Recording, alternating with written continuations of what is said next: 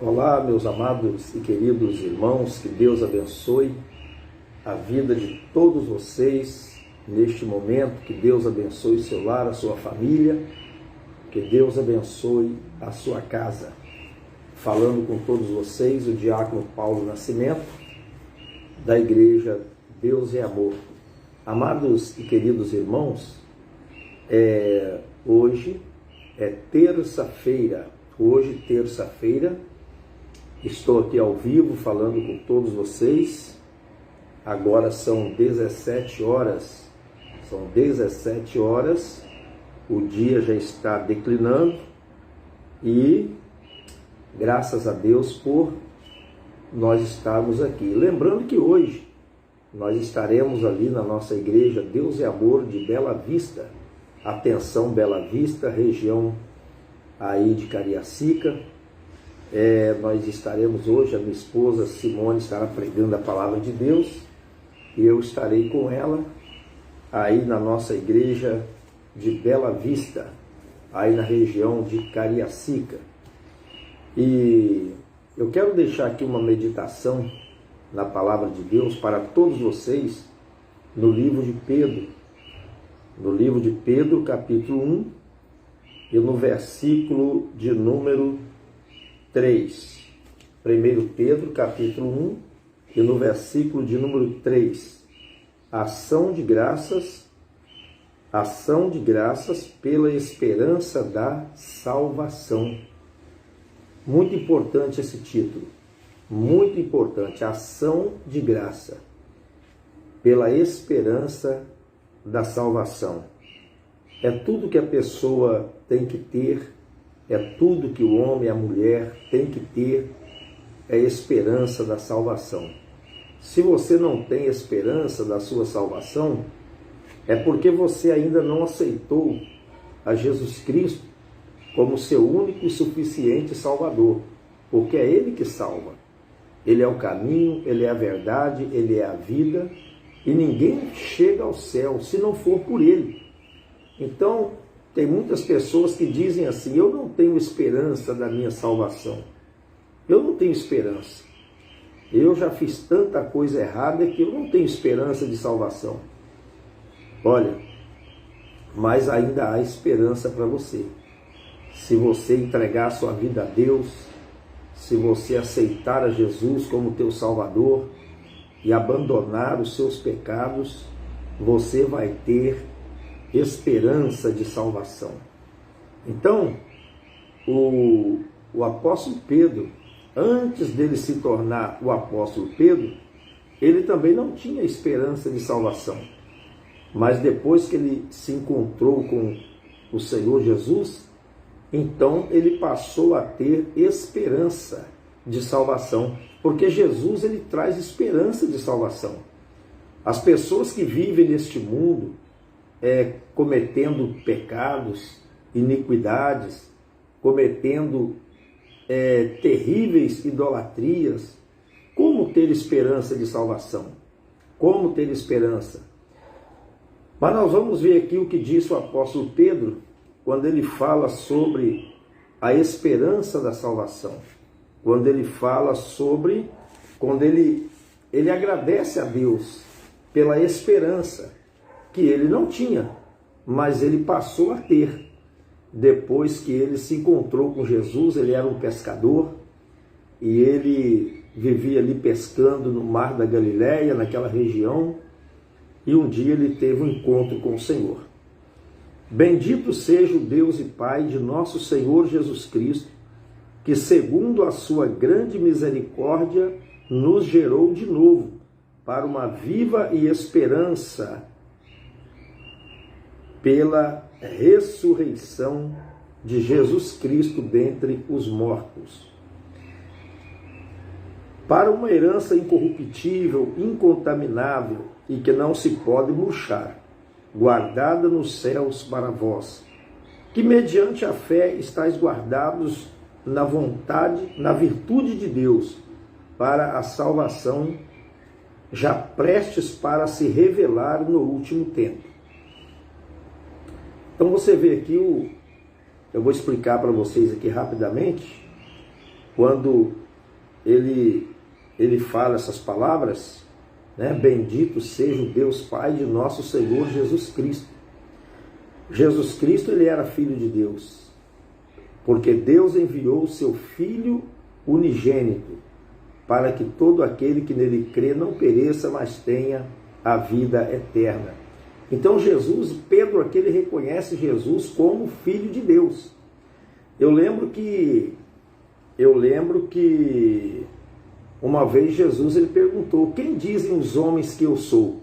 E aí eles falaram assim: uns dizem que o Senhor é Elias, outros dizem que o Senhor é Jeremias, outros dizem que o Senhor é um dos profetas. E Jesus perguntou: e vós, quem dizeis que eu sou? Quem vocês acham que eu sou? Porque o que eles estão falando por aí está tudo errado, eu não sou nada disso. Eles estão dizendo que eu sou Elias, eu não sou Elias. Eles estão dizendo que eu sou Jeremias, eu não sou Jeremias. Eu não sou João Batista. E vós, quem dizeis que eu sou? Porque Jesus queria saber deles. Por quê? Porque há tanto tempo que Jesus estava com eles ali, ensinando, orientando, falando, explicando. Então Jesus queria saber se pelo menos eles já tinham descoberto quem ele era. Se pelo menos eles já tinham a noção de quem ele era. Então Pedro, a Bíblia diz que Pedro disse: tu és o Cristo, o Filho do Deus vivo. E aqui nós vemos aqui Pedro dizendo novamente: bendito seja o Deus e Pai de nosso Senhor Jesus Cristo. Então você vê que ele falou: tu és o Cristo, o Filho do Deus vivo. Então Pedro, ele tinha total certeza, convicção que Jesus Cristo era o Filho do Deus vivo. Tem muitas pessoas que eles não creem que Jesus é o Filho do Deus vivo. Tem muitas pessoas que não creem, não é?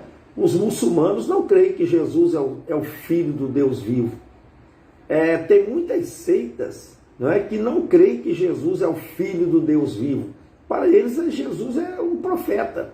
Foi um profeta, foi um homem cheio de poder, um homem cheio de virtude, mas eles não creem que ele era e é Filho do Deus vivo. Mas Pedro, ele acreditava, ele creu, a mente dele abriu. Aí Jesus falou assim: olha, muito bem, Simão Pedro, porque tu não revelou a carne nem o sangue, mas o meu Pai que está no céu. Então você vê aqui Pedro, ele dando graças, dizendo: bendito seja o Deus Pai de nosso Senhor Jesus Cristo, que segundo a sua grande misericórdia, ele fala a sua grande misericórdia, porque a misericórdia de Deus é muito grande. A misericórdia de Deus é muito grande. E ele fala que segundo a sua grande misericórdia, nos gerou de novo. Por que ele fala gerou de novo? Aqui ele está falando do segundo nascimento. Porque Jesus não disse para Nicodemos: aquele que não nascer de novo não pode entrar no reino de Deus. Então aqui Pedro está falando do segundo nascimento. Quando ele fala, segundo a sua grande misericórdia, ele nos gerou de novo. Gerar de novo é nascer de novo. É nascer outra vez. Não mais da vontade do varão ou da varoa, mas da vontade de Deus. Então ele nos gerou de novo. Hoje nós somos novas criaturas. Você é nova criatura. É uma nova pessoa. Se ainda não é, tem que ser, não é? Então, ele nos gerou de novo para uma viva esperança. Olha só, para uma viva esperança. É uma viva, não é uma esperança morta. É uma viva esperança pela ressurreição de Jesus Cristo dentre os mortos. Então, a ressurreição de Cristo trouxe para nós esperança. É por isso que o apóstolo Paulo falou assim, que se nós esperarmos em Cristo só nesta vida, nós somos os mais miseráveis de todos os homens. Se nós esperarmos em Cristo somente nesta vida, nós somos os mais miseráveis de todos os homens. Então você vê aqui ele falando aqui que ele nos gerou de novo para uma viva esperança pela ressurreição de Jesus Cristo dentre os mortos.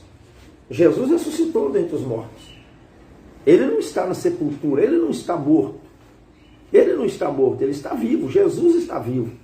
Se você for no sepulcro de Jesus lá em Jerusalém, lá você vai ver o sepulcro vazio. O sepulcro dele, os restos mortais dele não estão lá. Porque ele ressuscitou para nos dar essa viva esperança. Para uma herança incorruptível, que não se corrompe. Incontaminável, que não se contamina. E que não se pode murchar. Não se pode murchar. Guardada nos céus para vós, que mediante a fé estáis guardados na virtude de Deus. Nós estamos guardados pela fé. É a fé, nós seremos salvos pela fé. Pela graça sois salvos por meio da fé, e isso não vem de vós, é dom de Deus. Estais guardados na virtude de Deus, para a salvação já prestes para se revelar no último tempo. Quer dizer, quando ele fala na salvação que já está prestes para se revelar, ele está dizendo o quê? Que a volta de Jesus está perto. A nossa salvação agora está mais perto de nós do que quando nós aceitamos a fé. Você aceitou a fé? Talvez tem 5, 10, 20, 30, 40 anos. Então, cada dia que passa, você está mais perto de consumar a sua salvação. Nós estamos mais perto de alcançarmos o nosso prêmio, a nossa coroa. Por isso é que ele está dizendo aqui, ó, para a salvação já prestes para se revelar no último tempo, em que vós grandemente vos alegrais, ainda que importa, sendo necessário, que estejais por um pouco contristado com várias tentações. Então, às vezes, a tentação, ela nos traz um pouco de tristeza. Por isso ele está dizendo aqui, ó, embora estejais contristados com várias tentações. Tentações e provações aqui é a mesma coisa. Porque, às vezes, nós passamos por provações, por tentações, passamos por momento difícil. Como cristão, nós passamos momento difícil que, às vezes, até nos entristece. Às vezes, você se sente assim triste, com tantas lutas, tantas provas, tantas coisas que acontecem na vida do cristão. Por quê? Porque nós somos provados como ouro no fogo. O cristão, ele é provado como ouro no fogo. Você é provado, meu irmão. Quando você aceita Cristo como seu Salvador, a sua vida não é um mar de rosa. É claro que Deus vai te abençoar, Deus vai te prosperar, Deus vai te alegrar. Ele vai colocar dentro de você uma viva esperança que você não tinha. Ele vai alegrar o seu coração. Ele vai te encher do Espírito Santo. Ele vai te dar poder, te dar virtude. Mas vem as provações. Vem as provações. Vem as lutas. Vem as dificuldades. E às vezes você se entristece com essas provações, com essas tribulações, que vem de um lado, vem de outro, vem de frente, vem de trás, vem da esquerda, vem da direita. Mas ele falou que importa, ainda que importa, sendo necessário. As provações são necessárias, meu irmão. Sem luta não tem vitória. Sem luta não tem vitória. Como você vai vencer se você não tiver luta? Você vai passar luta, nós vamos passar luta. Nós vamos passar dificuldade. Às vezes vamos ficar até triste. Tem irmão que pensa até em abandonar a cruz. Tem irmãos que às vezes você é um novo convertido, está começando agora, e as lutas já estão começando. As provações já estão começando na sua vida. E você está contristado. Você fala, meu Deus, depois que eu aceitei Jesus, eu estou passando tanta luta. Depois que eu aceitei Jesus, eu estou passando tanta prova, tanta dificuldade. Quando eu não era crente, eu não passava por isso. É claro, o diabo, ele está furioso com você. Satanás está furioso com você. Por quê? Porque ele quer fazer você voltar para aquela vida que você vivia. Ele quer fazer você se desviar do caminho do Senhor. Por isso é que se levanta as tempestades. Por isso é que se levanta as provações.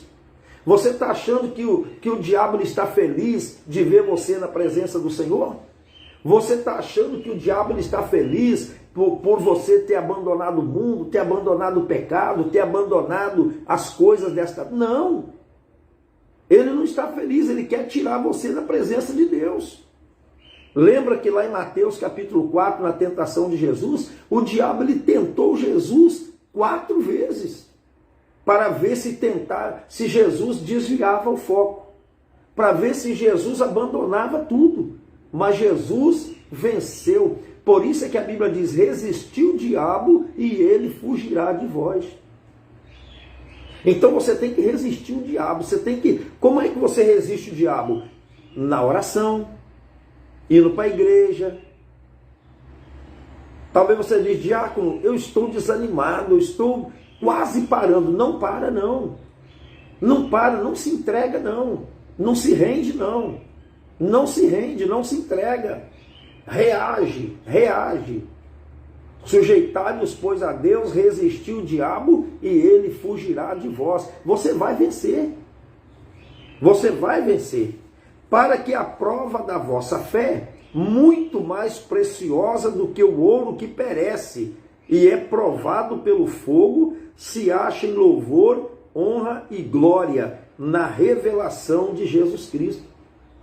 Por que ele fala aqui que a sua fé é mais preciosa do que o ouro? Ah, mas o ouro é muito caro, a sua fé é muito mais. Ah, mas o ouro é uma coisa muito preciosa, a sua fé é muito mais.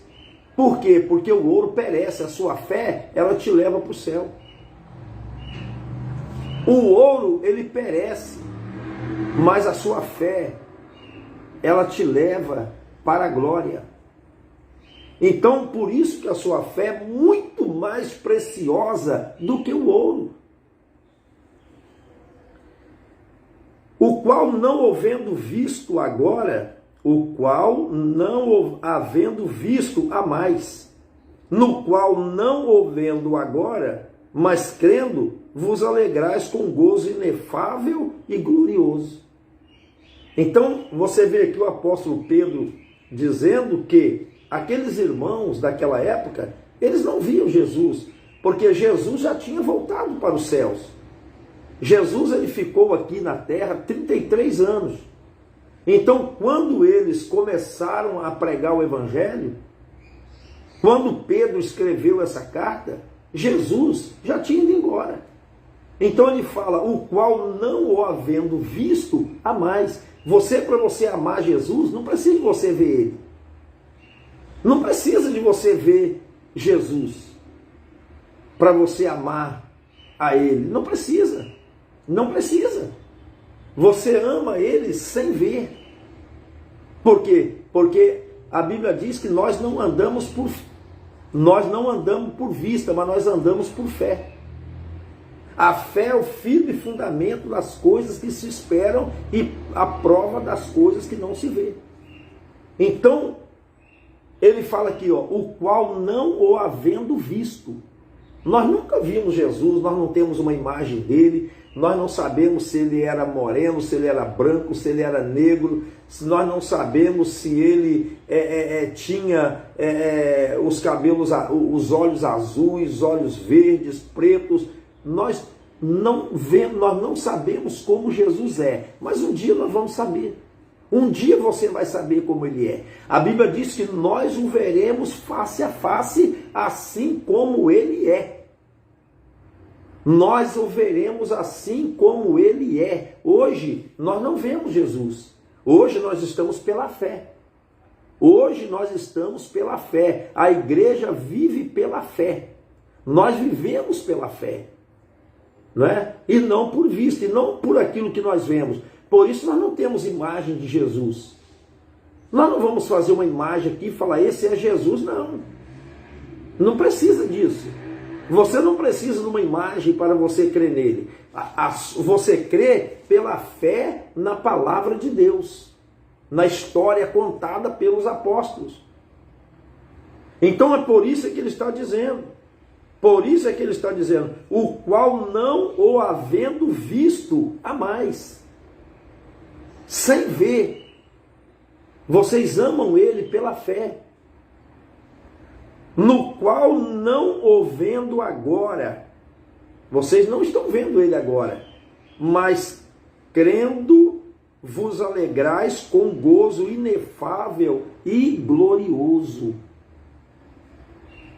alcançando o fim da vossa fé, a salvação da alma. Então é por isso que eu falei que a fé, ela é mais preciosa do que o ouro que perece. Porque a fé, com a sua fé, você vai alcançar no fim a salvação da sua alma.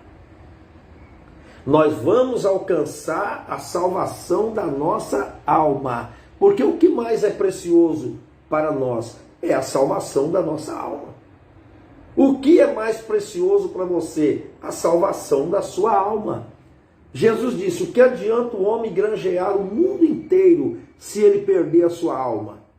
O que dará o homem pelo resgate da sua alma? O que dará o homem pelo resgate da sua alma? O que adianta você ganhar o mundo inteiro e perder a sua alma? Não é? O que aproveita o homem ganhar o mundo inteiro? Então, por isso é que a fé é mais precioso do que o ouro, do que as riquezas. Não é verdade? A fé é mais preciosa do que as riquezas, do que o ouro, que perece, que acaba. Que acaba. Então a gente vai alcançar no fim a salvação da nossa alma. É isso que você vai alcançar. Uma vez Pedro, o próprio Pedro aqui que escreveu aqui essa carta aqui, essa epístola, ele quando Jesus ali falou para o homem rico, que para o jovem rico, que era para ele vender tudo e dividir com os pobres, e ele foi embora, não quis, ali você vê que Jesus fala que era difícil uma pessoa rica entrar no céu e tal. Aí Pedro fala assim, Senhor, e nós que deixamos tudo e te seguimos, que recompensa teremos? Pedro queria saber o que ele ia ganhar. Talvez você também está aí pensando, o que eu vou ganhar com isso? O que eu vou ganhar de estar na igreja? O que eu vou ganhar de ter deixado os meus pecados? O que eu vou ganhar de ter deixado a iniquidade, de ter deixado o adultério, a prostituição, as drogas, a bebida alcoólica, a imoralidade? O que eu vou ganhar de ter abandonado esse mundo pecaminoso para ficar dentro da igreja servindo a Deus? O que eu vou ganhar? Aí Pedro queria saber o que ele ia ganhar. E Jesus disse o quê? Aquele que deixou tudo, aquele que tiver deixado tudo por amor de mim e do Evangelho, ganhará 100 vezes mais. Então você vê que Jesus não vai deixar você de mão vazia. Ele fala, ganhará aqui nesta vida 100 vezes mais. Então, você vai ganhar muito, meu irmão. Você não tem nada a perder, você só tem a ganhar. E ele fala, e no final, a vida eterna. E no final, a vida eterna. Por isso é que Pedro está falando aqui, ó, alcançando o fim da vossa fé, a salvação das almas, da alma. Quer dizer, a sua salvação. Da qual salvação, dessa salvação, inquiriram e trataram diligentemente os profetas. Quer dizer, os profetas do Velho Testamento, eles já falavam sobre essa salvação, que havia de se revelar. Mesmo Jesus ainda não tendo nascido no tempo deles, mas eles já falavam dessa salvação que havia de se revelar. Você vê que Moisés falou sobre Jesus, Isaías, principalmente Isaías. Isaías falou sobre Jesus, Jeremias, Oséias, Davi, muitos profetas, eles lá no Velho Testamento, eles já falavam dessa salvação, que haveria de aparecer, que era Cristo. Indagando que tempo, em que ocasião de tempo, o Espírito de Cristo que estava neles indicava anteriormente, testificando os sofrimentos que a Cristo haviam de vir e a glória que se lhes havia de seguir. Então você vê que os apóstolos, ou seja, os profetas do Antigo Testamento, eles já falavam de Cristo, da salvação. Eles já falavam. Olha bem que coisa linda, ó. Os sofrimentos que a Cristo havia de vir. Então os profetas, eles já falavam do sofrimento que Cristo ia passar. Um deles é o profeta Isaías, eu vou citar aqui, que está na minha mente aqui agora, Isaías. Isaías falou que ele foi levado como ovelha muda ao matadouro, ferido de Deus, humilhado, desprezado, né? Olhando nós para ele, nenhuma beleza vimos para que o desejássemos. Homem experimentado, homem de dor. Então ali ele já estava vendo os sofrimentos que o Messias havia de passar. Jesus, irmão, quando ele veio ao mundo, ele já sabia o que ia acontecer com ele. Ele já sabia o sofrimento, ele já sabia que ele seria desprezado, ele já sabia.